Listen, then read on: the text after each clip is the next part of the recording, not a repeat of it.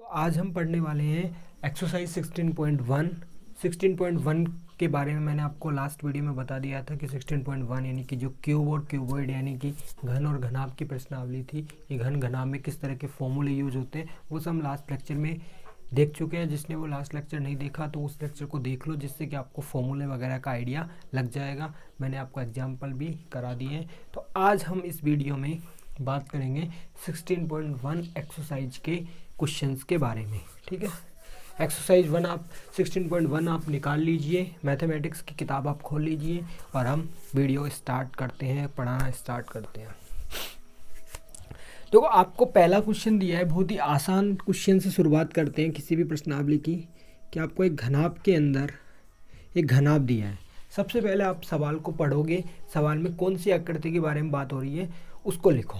सवाल में घनाभ के बारे में बात हो रही है और घनाभ में आपको उसकी लंबाई दे रखी है 12 सेंटीमीटर, चौड़ाई दे रखी है आपको उसकी 9 सेंटीमीटर और उसके बाद में उसकी ऊंचाई दे रखी है 5 सेंटीमीटर और आपसे इसका संपूर्ण पृष्ठीय क्षेत्रफल और आयतन पूछा है। संपूर्ण पृष्ठीय क्षेत्रफल और आयतन। ठीक है, देखो जब भी आपको कोई भी सवाल मैथमेटिक्स के अंदर दे, आपको किसी भी प्रश्नावली का सवाल दे, सबसे पहले जो भी चीज़ सवाल में दे रखी है उन सारी चीज़ों को आप एक बार लिख लो। तो जैसे मुझे सवाल में दे रखा था घनाभ की लंबाई, चौड़ाई, ऊंचाई, तो मैंने उसको लिख लिया। अब उसको लिखने के बाद में आपको देखना है कि सवाल में आपसे पूछा क्या है। सवाल में मुझसे पूछा है संपूर्ण पृष्ठीय क्षेत्रफल। जब भी सवाल में कोई भी चीज़ पूछे तो अपने दिमाग में एक चीज़ लेके आओ कि क्या इसका फॉर्मूला होता है क्या। हमेशा पहली चीज़ लेके लाओ कि भाई इसका फॉर्मूला होता है क्या। हाँ, बिल्कुल होता है इसका फॉर्मूला। और फॉर्मूला क्या होता है कि 2 इंटू लंबाई इंटू चौड़ाई प्लस चौड़ाई इंटू ऊंचाई प्लस ऊंचाई इंटू लंबाई। इसका मतलब है कि इस फॉर्मूले से मैं सवाल कर सकता हूँ। क्यों? क्योंकि मुझे लंबाई भी पता है, मुझे चौड़ाई भी पता है, मुझे ऊंचाई भी पता है। अगर कोई चीज़ पता नहीं है तो इसका मतलब है आपको सवाल में ऐसा कुछ देगा जिससे आप वो चीज़ निकालोगे। ठीक है, वो भी ऐसे भी सवाल अपन देखेंगे। तो 2 इंटू लंबाई आपको दे रखी है 12, चौड़ाई आपको दे रखी है 9, 9 इंटू 5 प्लस 12 इंटू 5। 12 को 9 से गुणा करेंगे तो 108, 9 गुणा 5 करेंगे तो 45 और 12 गुणा 5 करेंगे तो 60 आ जाएगा। तो 2 इन सबको जोड़ दो। 145 में 108 में 45 जोड़ेंगे तो कितना आ जाएगा 153 और 153 में 60 जोड़ेंगे तो 213 और इन दोनों को जब गुणा कर देंगे तो 426 सेंटीमीटर स्क्वायर। क्षेत्रफल निकाल रहे हैं इसलिए स्क्वायर लिखेंगे। तो बहुत ही आसान सवाल था, आपको कुछ नहीं करना था। फॉर्मूला लगाया, 12 को 9 से गुणा किया, 9 को 5 से गुणा किया, 12 को 5 से, तीनों को जोड़ दिया, गुणा करने पे 426 आंसर आ गए। इसी में अपन से दूसरी चीज़ पूछिए कि इसका आयतन आपको ज्ञात करना है। अब क्या पूछा है आपसे आयतन, तो अपने दिमाग में लेके आओ। क्या घनाभ का आयतन का फॉर्मूला होता है? जी हाँ, बिल्कुल होता है, लंबाई इंटू चौड़ाई इंटू ऊंचाई। और क्या आपको ये तीनों चीज़ सवाल में दे रखी है? यस, बिल्कुल दे रखी है। तीनों को गुणा कर देंगे, 12 को 9 से, 9 को 5 से। 12 को 9 से गुणा करेंगे तो 108 और 108 को 5 से गुणा करेंगे तो 540। अब एक चीज़ ध्यान रखो, जब भी आपको आयतन निकालने को बोलता है तो उसमें अपन सेंटीमीटर क्यूब लिखते हैं। जब भी आपको आयतन निकालने को बोलता है तो क्या कहते हैं उसमें अपन सेंटीमीटर क्यूब लिखते हैं। ठीक है, पहला क्वेश्चन बहुत ही आसान क्वेश्चन है। इस तरह के सवाल आपसे 1 नंबर में पूछे जाने की संभावना है। तो इस बार पहले क्या होता था कि सिर्फ बड़े बड़े क्वेश्चन आते थे तो आप छोड़ सकते थे ऐसे क्वेश्चनों को, लेकिन इस बार ये क्वेश्चन भी आपको करने पड़ेंगे। क्यों? क्योंकि ये क्वेश्चन बड़े नंबर में नहीं तो 1-1 नंबर में ज़रूर पूछ सकते हैं। ठीक है, और बहुत ही आसान क्वेश्चन है, नहीं आपको बेसिक फॉर्मूला पता होना चाहिए और आपको सिर्फ मल्टीप्लाई डिवाइड करना है और आपके आंसर आ जाएंगे। सेकंड क्वेश्चन पे आते हैं। सेकंड क्वेश्चन इसी प्रश्नावली का मैंने एक एग्जाम्पल कराया था, लास्ट एग्जाम्पल। उस लास्ट एग्जाम्पल के सेम टू सेम सवाल है। यानी आपको 3 घन दे रखे हैं, एक घन दे रखा है, एक दूसरा घन दे रखा है और एक तीसरा घन दे रखा है, और तीनों की भुजा आपको अलग अलग दे रखी है। इसकी भुजा आपको दे रखी है 8 सेंटीमीटर, इसकी भुजा आपको दे रखी है 6 सेंटीमीटर, और इसकी भुजा आपको दे रखी है 1 सेंटीमीटर। और तीनों को पिघला के एक नया घन बनाते हैं। क्या बनाते हैं? नया घन। यानी तीनों को पिघला के हमने एक नया घन बना दिया, और हमसे उस नए घन का संपूर्ण पृष्ठीय क्षेत्रफल पूछता है। यानी हमें इससे संपूर्ण पृष्ठीय क्षेत्रफल ज्ञात करना है। तो हमें इसका संपूर्ण पृष्ठीय क्षेत्रफल ज्ञात करना है। ये कॉन्सेप्ट आप रट लो कि जब भी एक आकृति को दूसरी आकृति में बदलते हैं, उसको पिघलाने का अगर एक शब्द ही याद रख लो, पिघलाने का, पिघलाना आ जाए तो ठीक है, नहीं तो ऐसे समझ लो कि जब भी एक आकृति को दूसरी आकृति में बदलते हैं तो दोनों का आयतन बराबर होगा। मतलब घन का आयतन, यहाँ पे लिख दो तीनों घनों का आयतन, तीनों घनों का आयतन, ये थोड़ा गैप छूट गया, बराबर नए घन का आयतन। जब भी आपको पिघलाना आ जाए ना सवाल में कि भाई इस चीज़ को पिघला के ये बनाया गया, तो मतलब जो चीज़ आपको पिघलाई गई है उसका आयतन और जो चीज़ उससे बनाई गई है उसका आयतन बराबर कर दो। यहाँ पे घन का आयतन होता है 1/3। यहाँ पे अलग अलग तरह के घन हैं, तो मैं A1 कर दूंगा, इसको मैं A2 कर दूंगा, इसको मैं A3 कर दूंगा, और तीनों को मिला के एक नया घन बनाया जाता है जिसकी भुजा मैं मान लेता हूँ A है, क्योंकि हमें नए घन के बारे में ना उसकी भुजा दे रखी है ना कुछ दे रखा है। अब A1 का मान आपको कितना दे रखा है? 8। भाई पहले वाले घन की भुजा कितनी है? 8, तो मैंने A1 की जगह लिख दिया 8। दूसरे वाले घन की भुजा कितनी दे रखी है? 6, तो 6/3। और तीसरे वाले घन की भुजा दे रखी है 1, तो 1/3। 8/3 करेंगे नहीं, 8 × 8 करेंगे 64, 64 × 8 करेंगे 512, 6 × 6 करेंगे 36, 36 × 6 करेंगे 216, और 1 बराबर 1/3। तो ये हो जाएंगे 729, बराबर आ जाएगा 1/3। तो A बराबर आ जाएगा 729 उसकी घात 1/3। इसका मतलब 729 की घात जब 1/3 है तो इसका मान क्या आ जाएगा? 9 सेंटीमीटर। 9 किसका घनमूल होता है? 729 का, यानी 9 को 3 बार गुणा करेंगे तो 729 आ जाएगा। घनमूल कैसे निकालते हैं? अभाज्य गुणनखंड से आप निकाल सकते हो। अभाज्य गुणनखंड करो 729 का, 3 3 की संख्याओं में से एक संख्या लो, गुणा करो, आपका आंसर आ जाएगा। अब आपसे इसका पूछा है नए घन का संपूर्ण पृष्ठीय क्षेत्रफल। तो संपूर्ण पृष्ठीय क्षेत्रफल क्या होगा इसका? संपूर्ण पृष्ठीय क्षेत्रफल होता है घन का 6 गुणा भुजा स्क्वायर। तो 6, भुजा कितनी दे रखी है? 9, तो 9 का स्क्वायर, तो 6 × 81, और 6 × 81 करेंगे तो 486 सेंटीमीटर स्क्वायर। तो इस तरीके से हम किसी भी तरह के क्वेश्चन को कर सकते हैं। बस हमें बशर्ते पता होना चाहिए क्वेश्चन में पूछ क्या रहा है, किस तरीके से सवाल दिया है। अगर क्वेश्चन में पिघलाना शब्द आ रहा है कि भाई एक चीज़ को दूसरी चीज़ में पिघला रहे हैं, आयतन बराबर करेंगे, आयतन का सूत्र लिखा, जो मान पूछा है उसको निकाल लिया। सवाल नंबर 3 पे आते हैं। भाई अगर आपको वीडियो में समझ में नहीं आया तो इसको पीछे रिवाइंड करके आप देख सकते हो, जिससे आपको समझ में आ जाएगा। भाई आपकी इच्छा है वे कितनी बार भी देखो, जब तक समझ में नहीं आए उसको बार बार करके देखो। लेकिन हाँ, पेन कॉपी साथ में ज़रूर होनी चाहिए।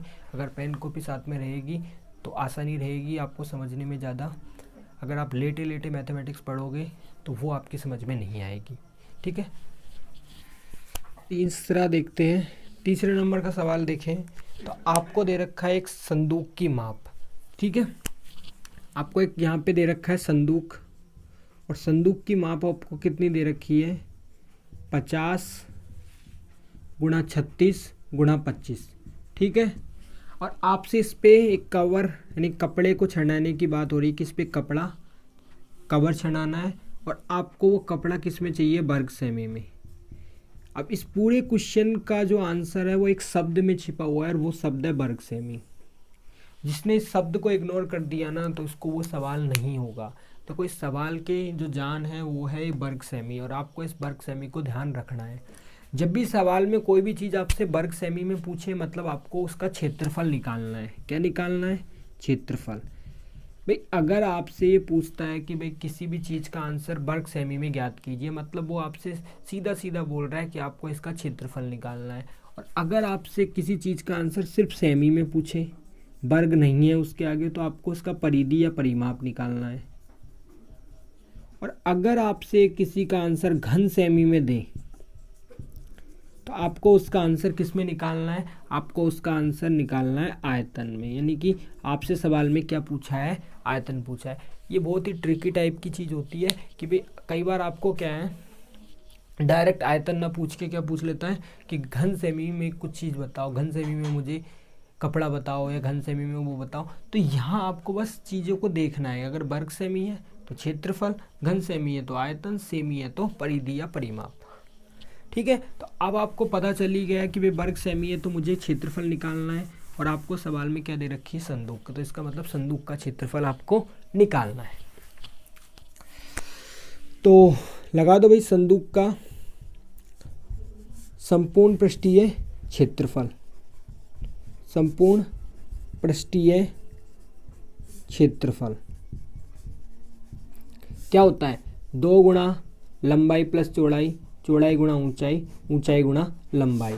तो 2 लंबाई कितनी है इसकी? 50। चौड़ाई कितनी है?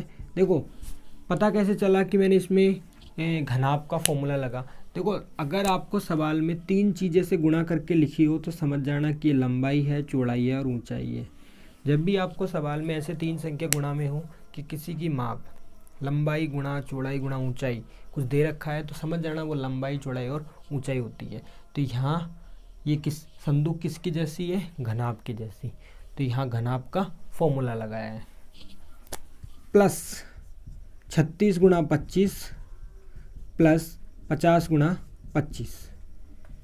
गुणा करो, 36 को 5 से गुणा करते हैं तो 180 आता है, साथ में 0 लगाएंगे क्योंकि 50 है ना, 5 थोड़ी है। इन दोनों को गुणा करो, 25 गुणा 6 किया तो 150, 25 गुणा 3 किया तो 75, 75 में 15 जोड़े तो 900, और 25 5 125 यानी कि 1250। 2 गुणा 1800 और 900 2700, 2700 में 1200 जोड़ेंगे तो 3700 व 3950, यानी कि गुणा कर दो, 0 0, 9 दूनी 18 1 19, 3 दूनी 6 1 7। तो इसका सूत्र वो क्या ना आ गया, इसका मान 7900 7900 सेंटीमीटर स्क्वायर इसका मान आ गया। किसका? संदूक का कपड़े की कवर छड़ाने का माप। तो पता कैसे चला कि भाई ये संदूक एक घनाभ के जैसी है, लंबाई चौड़ाई और ऊंचाई। जब भी 3 संख्या से गुणा में दे रखी हो तो वो लंबाई चौड़ाई और ऊंचाई होती है। ठीक है, सवाल नंबर 4 पे आते हैं। बहुत ही आसान क्वेश्चन था, ज़्यादा कोई ट्रिकी टाइप में नहीं था ये, बस इतनी सी चीज़ समझनी थी कि इसमें निकालना क्या है। अब आ रहा है चौथा क्वेश्चन, बहुत ही शानदार क्वेश्चन है। आपको क्या है, घन दे रखा है और उस घन का प्रत्येक पृष्ठ 100 वर्ग सेमी है। यानी आपको एक घन दिया है और उस घन का एक पृष्ठ दिया है और प्रत्येक पृष्ठ को बोला है कि ये 100 वर्ग सेमी है। 100 वर्ग सेमी। एक एक चीज़ को आपको ध्यान देना पड़ेगा कि भाई उस चीज़ को क्यों लिखा गया है। यहाँ पे ये वर्ग सेमी है तो वर्ग सेमी क्यों लिखा गया है। अगर आप इन चीज़ों को इग्नोर करोगे तो सवाल आपसे नहीं होंगे ये। उसके बाद में आधार के समांतर इसको काट कर 2 बराबर भागों में बांटा जाता है। प्रत्येक भाग का संपूर्ण पृष्ठीय क्षेत्रफल ज्ञात कीजिए। देखो ये मैं एक घन बना देता हूँ, आपके इससे थोड़ा सा ज़्यादा अच्छे से समझ में आ जाएगा। तो ये तो सब बनाना जानते ही हैं। तो ये अपना एक घन है, ठीक है। यहाँ आपको एक पृष्ठ दे रखा है 100 वर्ग सेमी का। तो सबसे पहले देखो वर्ग सेमी है, मैंने बोला था भी पिछले सवाल में कि वर्ग सेमी मतलब क्या है, क्षेत्रफल। वर्ग सेमी का मतलब होता है क्षेत्रफल। तो इसका मतलब और पृष्ठ, देखो घन कितने पृष्ठों से मिलके बना होता है, 6 पृष्ठों से। और प्रत्येक पृष्ठ की आकृति कैसी होती है, वर्ग की। इसका मतलब अगर इनडायरेक्टली बोले तो ये आपको 100 क्या दे रखा है, वर्ग का क्षेत्रफल। यानी पृष्ठ का क्षेत्रफल आपको दे रखा है 100, और पृष्ठ का क्षेत्रफल का सूत्र क्या होता है, भुजा स्क्वायर यानी ए स्क्वायर बराबर आपको दे दिया 100। तो ए बराबर कितना आ जाएगा, √100। भाई जब यहाँ 2 होता है, इस 2 को हटाने के लिए ध्यान रख लो, कॉन्सेप्ट है ये कि जब भी यहाँ 2 हो तो इस 2 को हटाएंगे तो सामने वाले पे लगाना है √। तो 100 का √, कितना हो जाता है 10 सेंटीमीटर। ठीक है, तो मतलब आपको भुजा मिल गई घन की 10, मतलब ये भी 10 है, ये भी 10 है और ये भी 10 है। अब इसमें एक चीज़ आपसे बोली है सवाल में कि आपको मतलब इस घन को इस समांतर काटना है, मतलब आपको इसको ऐसे काटना है। तो एक हिस्सा ऊपर बचेगा, एक हिस्सा नीचे बचेगा। तो बताओ कि इसकी कौन सी लंबाई में परिवर्तन आएगा, उसको बीच में से काटा जा रहा है। देखो लंबाई इसकी 10 है, चौड़ाई बिल्कुल 10 है, लेकिन इसकी जो ऊंचाई थी इसको बीच में से काट दिया, तो इसकी बदली क्या, सिर्फ ऊंचाई। तो मतलब लंबाई इसकी 10 हो गई, चौड़ाई इसकी 10 हो गई और ऊंचाई इसकी क्या हो गई 5 सेंटीमीटर।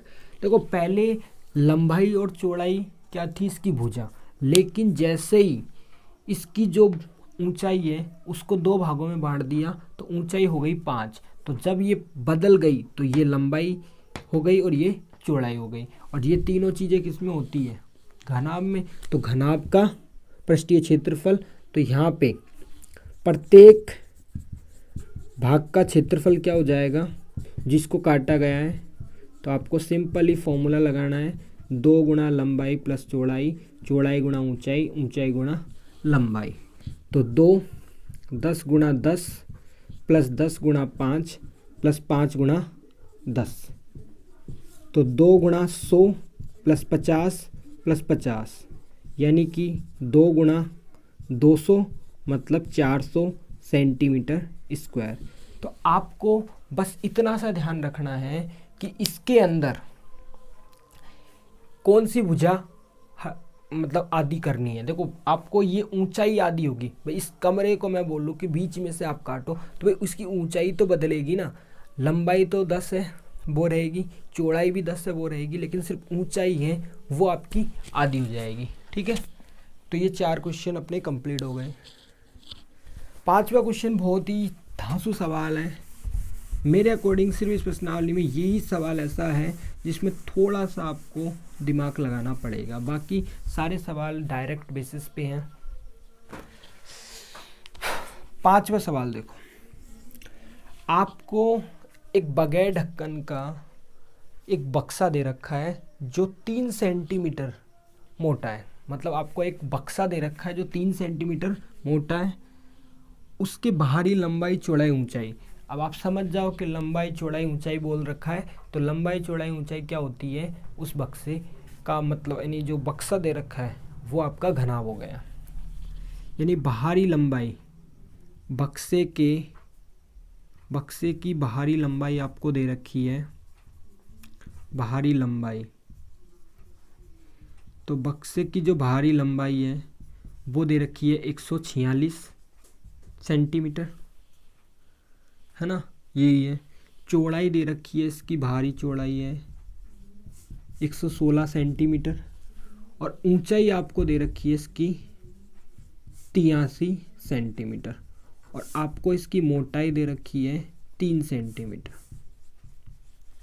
ठीक है, ये ऐसे सवाल है कि देखो जैसे ये कोई घनाभ में इस तरह की टाइप है, मैं एक पृष्ठ बना रहा हूँ इसका। ठीक है, अब इसके अंदर ये आपको एक घनाभ की लंबाई कितनी दे रखी है 146। ठीक है, ये इधर से कितना दे दिया 3, इधर से कितना दे दिया 3, और आपसे इसके बीच यानी जो अंदर की लंबाई में आपको इसमें पेंट करना है। तो अंदर की लंबाई कितनी बचेगी, देखो इधर से 3 है, इधर से 3 है, तो बीच में कितनी बची 140। तो इसका मतलब है जो आंतरिक लंबाई हो जाएगी, ये अंदर की लंबाई है वो कितनी हो जाएगी 146 माइनस 3 प्लस 3, मतलब 146 में से 6 घटाएंगे तो 140 सेंटीमीटर। ठीक है, समझ में आ गए। अब यहाँ पे 116 दे रखी है, ये 3 है, ये 3 है, तो ये कितनी हो जाएगी इसकी आंतरिक चौड़ाई? आंतरिक चौड़ाई कितनी हो जाएगी इसकी? अगर हम आंतरिक चौड़ाई की बात करें, बताओ भाई जल्दी से, कितनी हो जाएगी? 3 + 3, 116 में से 6 गए तो 110 सेंटीमीटर। भाई ये आपको लंबाई 146 दे रखी है, इधर से 3 है, इधर से 3 कम करेंगे तो बीच में से 140, ये आपको चौड़ाई 116 है, ऊपर से 3 कम करेंगे, नीचे से 3 कम तो 116। लेकिन इसकी जो ऊंचाई है वो 83 में से कितनी कम करेंगे? 6 कम करेंगे या 3 कम करेंगे? बताओ, दिमाग लगाओ।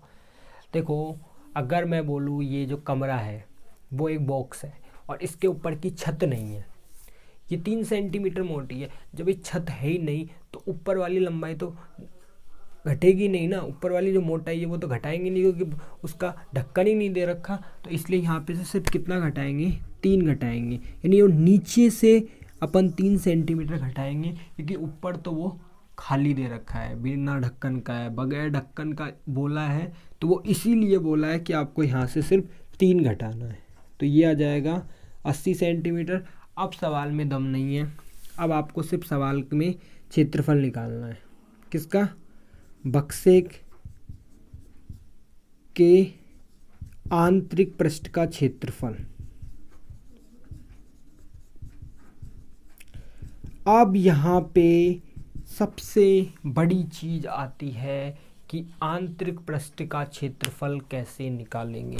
बहुत ही अच्छा क्वेश्चन है, क्योंकि इसमें बहुत बच्चे गड़बड़ करके आएंगे, सब लिख देंगे 2 गुणा लंबाई प्लस इंटू चौड़ाई प्लस चौड़ाई इंटू ऊंचाई, ऊंचाई इंटू लंबाई, लेकिन वो नहीं लगेगा।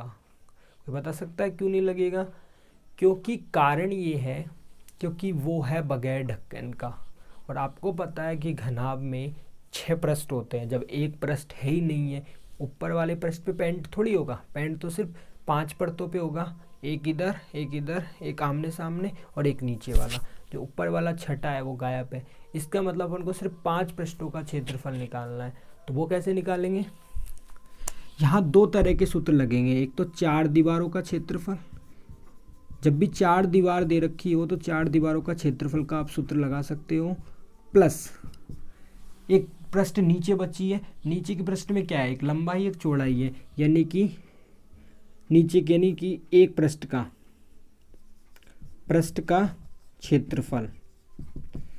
तो ये 4 दीवारों का क्षेत्रफल का सूत्र क्या होता है? 2 इंटू लंबाई प्लस चौड़ाई गुणा ऊंचाई प्लस पृष्ठ का क्षेत्रफल। ये एक आयत हो गया और आयत का लंबाई गुणा चौड़ाई। भाई पृष्ठ है ये आपका, इसमें एक लंबाई होती है और एक चौड़ाई होती है, तो क्या हो गया? लंबाई इंटू चौड़ाई।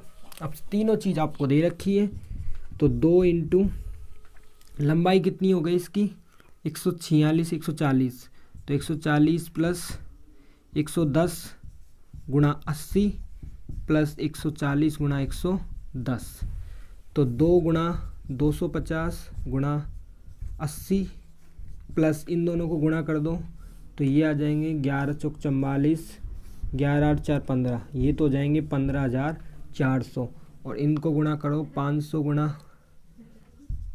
80 कर लो, मैं इधर कर रहा हूँ, देखो 500 गुणा 80 करेंगे तो 8 पंजो 40, 00 40,000, 40,000 में मुझे जोड़ने 15,400, तो यहाँ कितना हो जाएगा? 55,400। कितने आ गए? 55,400 सेंटीमीटर स्क्वायर। अब आपको इसमें पेंट का खर्चा निकालना है कि पेंट का खर्चा, आपको पेंट का खर्चा कैसे पूछा है कि आपको 2 रुपये के हिसाब से पेंट का खर्चा निकालना है, और प्रति 1000, तो भाई 2 से तो मैं इसको गुणा कर दूंगा, और उसने पूछा है प्रति 1000, तो मैं इसमें 1000 का दे दूंगा भाग। देखो 2 जीरो से तो मैं 2 जीरो काट दूंगा, पहले गुणा करो, 4 दूना 8, 5 दूनी 10, 5 दूनी 10 रे 11, और इसमें मैं दे दूंगा 10 का भाग, तो ये आ जाएगा 110.8 रुपये। क्या आ जाएंगे? 110.8 रुपये। तो ये आपका आंसर आ गया। बहुत ही अच्छा क्वेश्चन है। अगर यूँ मान लो कि अगर आपकी इस प्रश्नावली में से एक 5 नंबर लायक कोई सवाल बनता है तो वो ये सवाल मैं इसको सबसे ऊपर मानूंगा। तो इस सवाल को अच्छे से करो, इम्पोर्टेंट सवाल है, 5 नंबर टाइप में सवाल पूछा जा सकता है, हार्ड नहीं है, बस कंसेप्ट है, क्योंकि डायरेक्ट सब बच्चे इसमें क्या करेंगे, डायरेक्ट फॉर्मूला लगाएंगे, वो नहीं लगेगा। इसमें 4 दीवारों का और आपको आयत का क्षेत्रफल लगाना है। लास्ट क्वेश्चन है इसका। मैं आज हम 6 क्वेश्चन डिस्कस करेंगे, अगले 6 क्वेश्चन हम अगले वीडियो में डिस्कस करेंगे, ठीक है। मैं वीडियो ज़्यादा लंबा नहीं बनाना चाहता, क्योंकि आपको भी अगर ज़्यादा लंबा वीडियो, क्योंकि कोई भी यूट्यूब पे इतना लंबा टाइम तक नहीं देख पाता, तो मैं एक प्रश्नावली को 2 भाग में डिवाइड करता हूँ कि भाई हम 2 भागों में यानी 2 बार में एक प्रश्नावली को कर ले, जैसे कि आपको लगे कि हाँ बिल्कुल हम अपनी क्लासरूम में ही पढ़ाई कर रहे हैं, ठीक है। कि भाई एक क्लास में, ये नहीं कि एक क्लास में सर ने आपको पूरी कंप्लीट 16.1 करा दी, नहीं, आप स्कूल में पढ़ते हो वहाँ पे भी आपको 3-4 क्लास लगती है, तो मैं भी आपको 2-3 क्लास के अंदर कंप्लीट करवाने की कोशिश करूँगा। लास्ट क्वेश्चन, छठा क्वेश्चन, मेरे अकॉर्डिंग ये क्वेश्चन भी बहुत ज़्यादा इम्पोर्टेंट है, क्योंकि ये क्वेश्चन इसलिए इम्पोर्टेंट मानता हूँ कि ये क्वेश्चन कॉम्पिटिटिव एग्जाम में आता ही आता है। This is favourite question of competitive exam. उसका रीज़न है, अभी बताता हूँ क्यों। आपको लंबाई, चौड़ाई और ऊंचाई का योग दे रखा है 19। ये घनाभ की बात हो रही है, ठीक है, क्योंकि घनाभ में ही लंबाई, चौड़ाई और ऊंचाई होती है। ये दे रखी है 19। दूसरी चीज़, आपको विकर्ण की लंबाई, घनाभ के विकर्ण की लंबाई आपको दे रखी है। विकर्ण की लंबाई, आपको घनाभ के विकर्ण की लंबाई दे रखी है कितनी, 11। और आपसे घनाभ का संपूर्ण पृष्ठीय क्षेत्रफल पूछा है। तो देखो, सबसे पहले हमें घनाभ के विकर्ण की लंबाई का फॉर्मूला पता होना चाहिए। क्या होता है, अंडर रूट में L² + B² + H² बराबर 11। एक कॉन्सेप्ट है, यहाँ आप सीख लो कि जब एक तरफ अंडर रूट हो और एक तरफ कोई संख्या हो, तो हम दोनों तरफ क्या लेते हैं, वर्ग लेते हैं। आपको वर्ग लेना ही पड़ेगा, ठीक है, वर्ग लेने पे तो ये हो जाएगा L², ये हो जाएगा B², ये हो जाएगा H², और यहाँ 11 का वर्ग करोगे तो ये कितना आ जाएगा, 121। इसको आप लिख दो समीकरण नंबर 1, ठीक है। अब आप इसको उठाओ जो सवाल में आपको दे रखा है, L + B + H बराबर 19। इसको करने से पहले आपको एक चीज़ याद रखनी है, A + B + C का होल स्क्वायर। ये क्या होता है, L² मतलब A² + B² + C² + 2AB + 2BC + 2CA, और इसको कोष्टक में बंद कर दो। तो ये एक फॉर्मूला होता है। अब मैं आपको एक मज़ेदार चीज़ बताता हूँ। मज़ेदार चीज़ क्या है, देखो, A की जगह L लिख देंगे, B की जगह B लिख देंगे और C की जगह H लिख देंगे। तो यहाँ लिखो, देखो, A की जगह L लिख दिया, B की जगह B, C की जगह H।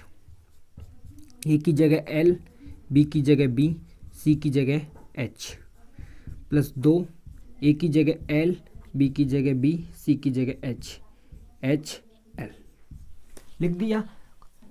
हमने A + B + C का सूत्र लिखा। इस सूत्र को आपको याद करना है, A + B + C का होल स्क्वायर।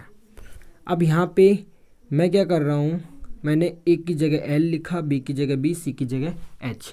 अब आप मुझे बताओ, L + B + H का मान कितना दे रखा है, 19। तो मैं इसकी जगह लिख सकता हूँ ना 19, और 19 का कर दूंगा वर्ग। L² + B² + H² का मान कितना निकाला है, 121, तो 121 लिख देंगे यहाँ पे। और ये आप ध्यान से देख के बताओ, ये क्या है, ये होता है घनाभ का संपूर्ण पृष्ठीय क्षेत्रफल। होता है, नहीं होता, यही तो होता है सूत्र। तो मैं इसकी जगह लिख सकता हूँ ना, घनाभ का संपूर्ण पृष्ठीय क्षेत्रफल। घनाभ का संपूर्ण पृष्ठीय क्षेत्रफल 19 का वर्ग कितना होता है, 361 बराबर 121 प्लस घनाभ का संपूर्ण पृष्ठीय क्षेत्रफल, मैं इसको A लिख रहा हूँ, दोबारा हिंदी लिखूंगा तो इसमें दिक्कत आ जाएगी। तो 361 माइनस 121 बराबर A। ये इसको इधर भेजेंगे तो ये प्लस की संख्या इधर जाएगी तो माइनस की हो जाएगी। तो A का मान कितना आ जाएगा, 240 सेंटीमीटर स्क्वायर। तो ये आपका आ गया घनाभ का संपूर्ण पृष्ठीय क्षेत्रफल। बहुत ही अलग तरीके से क्वेश्चन है, आपको यहाँ पे अलग तरीके से इसको करना पड़ा है। तो देखो आज हमने 6 क्वेश्चन डिस्कस किए हैं। उम्मीद करता हूँ ये सारे क्वेश्चन आपको समझ में आए होंगे। फिर भी अगर आपको कोई क्वेश्चन समझ में नहीं आया तो कमेंट करके ज़रूर अपने सजेशन मुझे दो कि भाई हमें ये चीज़ समझ में नहीं आई, मैं आपको उसका रिप्लाई ज़रूर करूँगा। चैनल को आप सब्सक्राइब कर ही दो, आपको अगर पढ़ाई पे ध्यान देना है। हमें देखो इस बार मेरा ध्येय है कि अगर कोई भी मेरे चैनल से पढ़ रहा है तो उसके अच्छे नंबर आने चाहिए। मैं ऑफलाइन भी पढ़ाता हूँ स्कूल में, तो वहाँ पे भी तो उस वजह से मुझे पता है कि किस बच्चे को कहाँ पे कोई चीज़ समझ में नहीं आती। मुझे पता है कि मैंने L+B+H लिखा है तो बहुतों को ये भी समझ में नहीं आया होगा। कारण क्या है? क्योंकि मैं जानता हूँ, क्योंकि मुझे पता है कि मेरी क्लास में ऐसे ऐसे बच्चे हैं जिनको ये भी नहीं आता कि ये L क्यों लिखा, B क्यों लिखा, H क्यों लिखा। तो मैं कोशिश करता हूँ कि मैं ऑनलाइन में भी आपको वो चीज़ प्रोवाइड कराऊँ कि आपको लगे कि हाँ हमें बहुत चीज़ें मिस्टेक हुई है, बहुत चीज़ों में हम कमज़ोर हैं, तो वो मैं उस चीज़ को दूर करने की कोशिश करूँगा। ठीक है, आपने वीडियो को देखा, आपका बहुत बहुत धन्यवाद।